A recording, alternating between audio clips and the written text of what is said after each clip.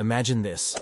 You're dragged through a narrow stone corridor, your bare feet scraping against the cold, wet floor. The air grows thicker with each step, filled with the stench of human decay and fear. Iron chains rattle in the distance, accompanied by muffled screams that seem to echo from the very walls themselves. You're about to enter a medieval torture chamber, a place where humanity's darkest impulses were given free rein, where science and sadism merged into an art form of suffering. By the end of this video, you'll understand exactly why these chambers had a nearly 100% mortality rate, and why even the strongest individuals rarely lasted more than a few days. Welcome to Medieval Sins, where we uncover the darkest chapters of human history. Today, we're descending into the depths of medieval torture chambers, places so horrific that even trained executioners sometimes refuse to work in them. Let's begin with the chambers themselves, because these weren't just random dungeons thrown together. Medieval torture chambers were masterpieces of psychological and physical engineering, designed with centuries of accumulated knowledge about human suffering. Most torture chambers were built deep underground, sometimes 3 or 4 levels beneath the main castle or prison. This wasn't just for secrecy, though that was certainly a factor. The underground location served multiple practical purposes that would spell doom for anyone unfortunate enough to be imprisoned there. First, the temperature. Even in summer, these underground chambers maintained a constant temperature of around 45 to 50 degrees Fahrenheit. That might not sound extreme, but when you're naked, injured, and unable to move freely, hypothermia becomes a deadly threat within hours. Your body burns calories trying to maintain its core temperature, but without food, and prisoners were often fed just enough to keep them alive for interrogation. You'd begin experiencing the early stages of hypothermia within the first day. The stone construction made everything worse. Stone is an excellent conductor of heat, meaning it literally sucks the warmth from your body. Prisoners forced to lie on stone floors would develop frostbite-like injuries even in moderate climates. The stones were often left deliberately rough and uneven, creating pressure points that would cause circulation problems and eventually lead to gangrene. But temperature was just the beginning. The air quality in these chambers was lethal. With no proper ventilation, carbon dioxide would build up to dangerous levels. The human body produces about 2.3 pounds of CO2 per day, and in an enclosed space, this quickly becomes toxic. Prisoners would experience headaches, confusion, and difficulty breathing, symptoms that would be attributed to fear, but were actually the early stages of carbon dioxide poisoning. The humidity was another killer. Stone walls constantly wept. Moisture would condense and run down the walls, creating a perpetually damp environment. This constant moisture created the perfect breeding ground for bacteria, fungi, and parasites. Open wounds, and there were always open wounds in a torture chamber, would become infected almost immediately. Without antibiotics, even minor cuts became death sentences. The chambers were typically small, deliberately so. Most were no more than 8 feet by 10 feet, with ceilings so low that an average height person couldn't stand upright. This wasn't just about saving space, it was psychological warfare. The inability to stand straight creates a constant physical reminder of helplessness and submission. After just a few hours in this position, your back would begin to spasm. After a few days, permanent spinal damage was almost guaranteed. Lighting was minimal and deliberately harsh. A single torch or candle might be provided, but it would be positioned to create maximum psychological impact, often illuminating the torture devices while leaving the prisoner in shadow, or vice versa. The dancing shadows would create an atmosphere of constant movement and threat, making sleep nearly impossible. Speaking of sleep, the chambers were designed to prevent it. The floors were often covered with sharp stones, broken pottery, or metal fragments. Lying down meant cutting yourself, but standing for days would lead to severe edema, swelling in the legs and feet that could become so severe it would split the skin. The walls themselves told stories of previous occupants. Medieval torturers rarely cleaned between prisoners, so bloodstains, scratch marks from fingernails, and even worse remains were left visible. This wasn't laziness, it was psychological torture, a constant reminder of what had happened to others and what awaited the current prisoner. Sadistic amateurs. Medieval torturers were highly trained professionals who understood human anatomy better than most doctors of their time. They had to, Their job was to extract information while keeping the prisoner alive as long as possible. Medieval torture manuals. Yes, they actually wrote instruction books, read like medical textbooks combined with engineering guides. The Malleus Maleficarum, published in 1487, wasn't just about identifying witches. It contained detailed anatomical diagrams showing exactly where to apply pressure, where to make cuts, and how to inflict maximum pain while avoiding major arteries and organs. Torturers studied the human nervous system extensively. They knew that pain travels along specific pathways and that certain areas of the body are exponentially more sensitive than others. The fingertips, for example, contain over 3,000 nerve endings per square inch. Medieval torturers developed dozens of devices specifically designed to exploit this concentration of nerves. They understood circulation patterns. They knew that cutting off blood flow to extremities would cause excruciating pain without immediately killing the prisoner. Tourniquets weren't just medical devices. They were torture instruments. By controlling blood flow, a skilled torturer could keep a prisoner conscious and responsive for days, even weeks. Temperature manipulation was another area of expertise. Medieval torturers understood that the human body's pain receptors respond differently to heat and cold. They would alternate between burning and freezing, sometimes on the same body part, to create a type of nerve damage that would cause permanent, agonizing sensitivity. They were early practitioners of what we now know as psychological conditioning. Torturers would establish patterns, periods of intense pain followed by relief, that would train the prisoner's mind to anticipate suffering. This anticipation often became more unbearable than the actual torture. Prisoners would break down completely simply from being shown the devices before they were even used. Medieval torturers also understood the importance of keeping their subjects alive. They were skilled in basic medical techniques, not to help the prisoner, but to prevent death from interfering with their work. They could cauterize wounds to prevent fatal bleeding, treat infections just enough to keep them from becoming lethal, and even perform basic surgery to repair damage they had caused. The most chilling aspect was their understanding of human psychology. They knew that the mind breaks before the body, and they exploited this ruthlessly. Sensory deprivation, sleep deprivation, and social isolation were all carefully calibrated to break down mental resistance. They would study each prisoner individually, looking for specific fears and weaknesses. A person afraid of confined spaces would be placed in progressively smaller containers. Someone with a fear of heights might be suspended over a pit. This wasn't random cruelty. It was systematic psychological warfare. The devices found in medieval torture chambers represent centuries of accumulated knowledge about human suffering. Each instrument was designed for a specific purpose, and many were works of twisted engineering genius.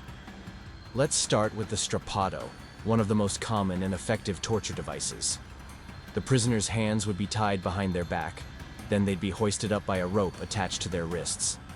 This might sound simple, but the effects were devastating.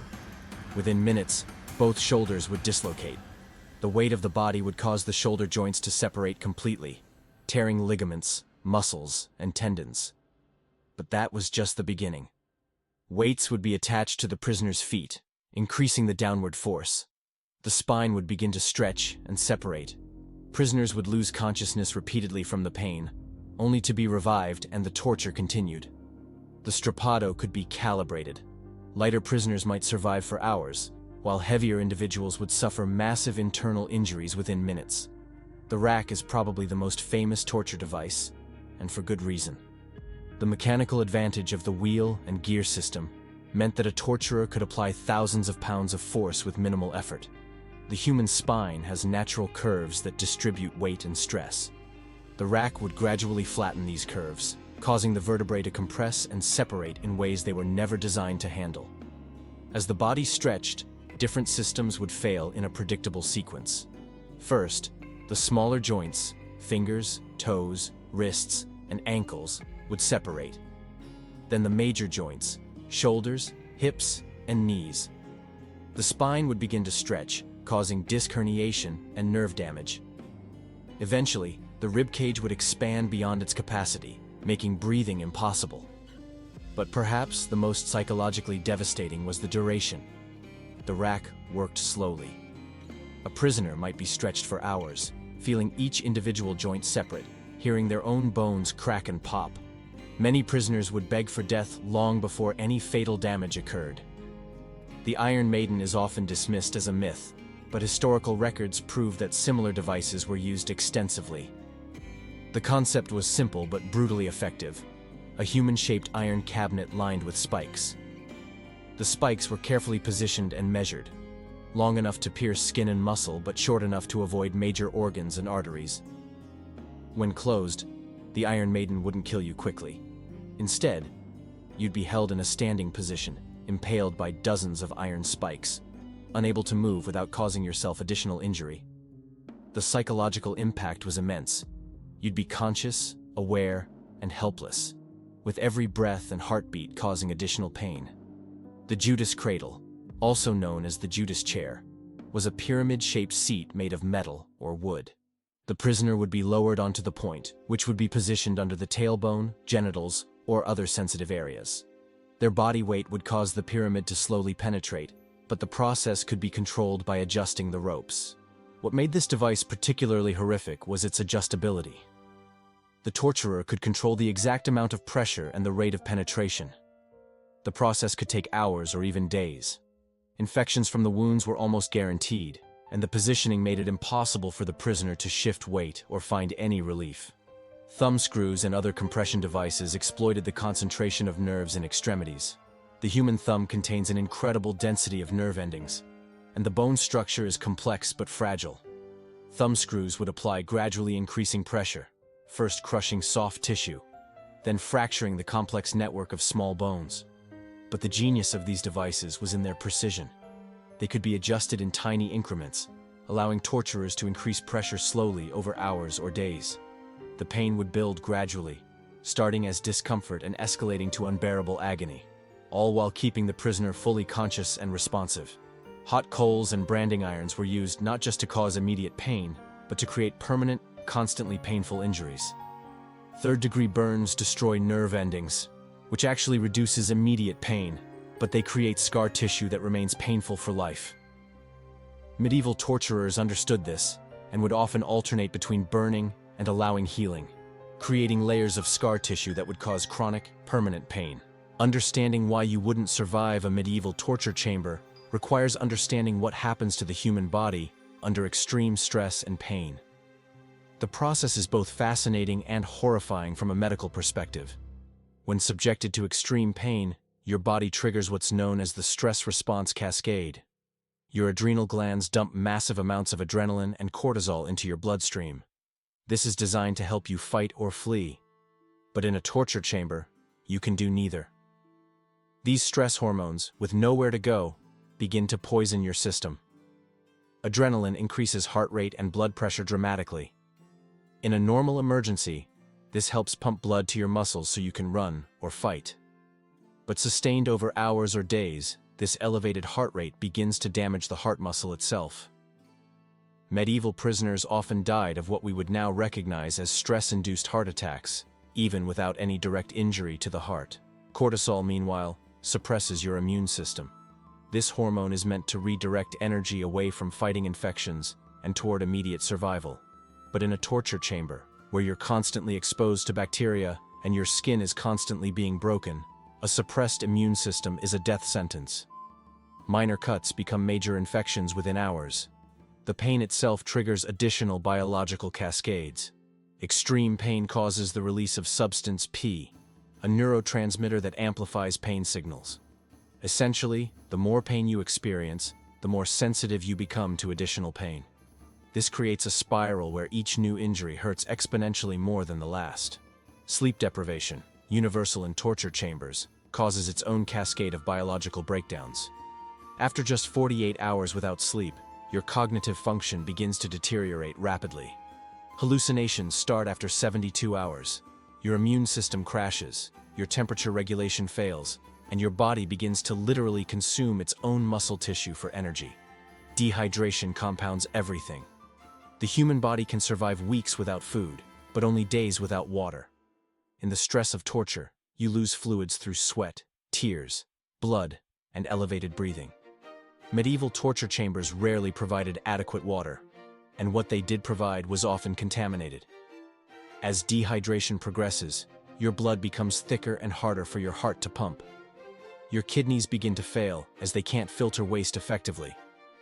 Toxins build up in your bloodstream, causing confusion, seizures, and eventually organ failure. The combination of stress, pain, sleep deprivation, and dehydration creates what modern medicine calls multi-organ dysfunction syndrome. Your body's systems begin to fail in sequence, like dominoes falling. First your immune system, then your cardiovascular system, then your kidneys, then your liver, and finally your brain. But there's another factor that medieval torturers understood intuitively: learned helplessness. When an animal or human is subjected to painful stimuli that they cannot escape or control, they eventually stop trying to escape even when escape becomes possible. This psychological breakdown often occurred within the first day of imprisonment. Learned helplessness triggers a massive release of stress hormones, but unlike the fight or flight response, this doesn't prepare the body for action. Instead, it prepares the body for death. Heart rate and blood pressure drop, breathing becomes shallow, and the person enters what psychologists call conservation withdrawal mode. Essentially, biological preparation for dying. Medieval records describe prisoners who would simply stop eating, stop drinking, and stop responding to stimuli. They weren't choosing to die. Their bodies were biologically shutting down in response to inescapable trauma. While the physical torture was devastating, medieval torture chambers were equally focused on destroying the human mind. The psychological techniques used were sophisticated and devastatingly effective. Isolation was one of the most powerful weapons. Humans are fundamentally social creatures. Solitary confinement for extended periods literally changes brain structure. Modern neuroscience has shown that isolation causes the prefrontal cortex, the part of the brain responsible for decision-making and self-control, to atrophy. Medieval prisoners might go weeks without human contact except during torture sessions. This created a perverse psychological dependency where the torturer became the prisoner's only source of human interaction. Prisoners would actually begin to look forward to torture sessions because they represented relief from the crushing loneliness of isolation. Sensory deprivation was another tool. Complete darkness, or constant blinding light, disrupts the brain's circadian rhythms. Without normal light-dark cycles, your body stops producing melatonin properly, making sleep impossible. Hallucinations begin within days, and the boundary between reality and imagination begins to blur. Medieval torturers understood that uncertainty was often more devastating than pain itself. They would establish no patterns, no predictable schedules. A prisoner might be tortured intensively for days, then left alone for weeks, then tortured again without warning. This unpredictability prevents the mind from adapting or developing coping mechanisms. They also used what we now call gaslighting, systematically undermining the prisoner's sense of reality. Torturers would claim that family members had abandoned the prisoner, that their cause was lost, that their suffering was meaningless. They would present fabricated evidence of betrayal or defeat. The psychological torture was often more effective than physical torture at breaking resistance. A person can endure incredible physical pain if they believe their suffering has meaning, if they think they're protecting someone or something important. But strip away that meaning, convince them that their sacrifice is pointless, and resistance crumbles. Medieval interrogators were skilled at identifying and exploiting individual psychological weaknesses. They would spend days or weeks just observing a prisoner, noting their fears, their values, their emotional triggers. Then they would craft personalized psychological attacks designed to destroy that specific individual's mental defenses. Religious prisoners might be tortured on holy days, or forced to commit acts they considered sacrilegious. Parents might be told their children were being tortured in adjacent chambers. Warriors might be humiliated and stripped of anything that represented their identity or honor. So why wouldn't you survive a medieval torture chamber? It's not just because of any single factor. It's because of the devastating combination of physical, psychological, and environmental stresses that would attack every system in your body simultaneously. Your cardiovascular system would be under constant attack from stress hormones, elevated heart rate, blood loss, and the physical demands of trying to cope with pain and uncomfortable positions. Heart attacks were common, even in young, healthy prisoners. Your immune system would be completely compromised by stress, lack of sleep, poor nutrition, and constant exposure to infectious agents in the filthy environment. Even minor injuries would become life-threatening infections. Your nervous system would be overwhelmed by constant pain signals, leading to a phenomenon called central sensitization, where your brain essentially amplifies all pain signals. Eventually, even light touch would become unbearably painful. Your psychological defenses would be systematically dismantled by isolation, uncertainty, helplessness, and targeted emotional attacks. Even if your body somehow survived, your mind wouldn't emerge intact. The few historical accounts of people surviving medieval torture chambers describe individuals who were fundamentally changed by the experience. They often suffered from what we would now recognize as severe PTSD, chronic pain conditions, and permanent psychological trauma. But perhaps most importantly, you wouldn't survive because medieval torture chambers were designed by experts who had centuries of accumulated knowledge about human suffering. These weren't random acts of cruelty. They were systematic, scientific approaches to breaking human beings physically and psychologically. The medieval period represents one of the darkest chapters in human history, when the systematic study of suffering reached levels of sophistication that wouldn't be seen again until the 20th century. These torture chambers were laboratories of human misery, where every technique was refined and perfected over generations. Understanding this history is crucial, because it reminds us how far human cruelty can go when it's systematized and given institutional support. The torture chambers of medieval Europe weren't aberrations. They were the logical endpoint of systems that dehumanized certain groups and made their suffering not just acceptable, but legally mandated. Today, we look back at these chambers with horror, but they serve as a stark reminder of what humans are capable of when cruelty becomes institutionalized. The next time someone tells you that humans are naturally good, remember the medieval torture chamber. And remember that the people who designed and operated them weren't monsters. They were ordinary people who had been taught that certain other people deserved to suffer. That's perhaps the most terrifying lesson of all. The medieval torture chamber represents humanity at its absolute worst. But understanding this darkness is crucial for ensuring it never returns. These weren't just historical curiosities. They were systematic tools of oppression that remind us how quickly civilization can crumble when we stop treating all humans as deserving of basic dignity. If you found this deep dive into medieval history as fascinating as it was horrifying, make sure to subscribe to Medieval Sins. We'll be exploring more dark chapters from humanity's past, because understanding our history, even the darkest parts, is the only way to ensure we don't repeat it. Next week, we'll be examining medieval witch trials and the terrifying psychology behind mass hysteria. Until then, remember, the past may be dark, but knowledge brings light.